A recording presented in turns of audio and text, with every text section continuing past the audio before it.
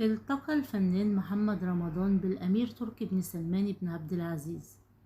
شارك محمد رمضان متابعيه بصورة له رفقة الأمير تركي بن سلمان بن عبد العزيز آل سعود، وذلك أثناء جولته في المملكة العربية السعودية عبر حسابه الشخصي بموقع التواصل الاجتماعي انستجرام.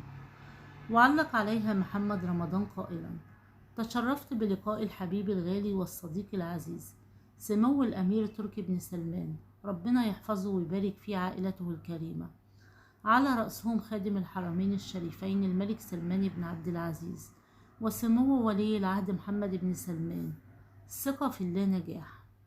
يشار إلى أن الأمير تركي بن سلمان هو أحد أبناء الملك سلمان، وهو شقيق الأمير محمد بن سلمان بن عبد العزيز آل سعود ولي عهد المملكة العربية السعودية.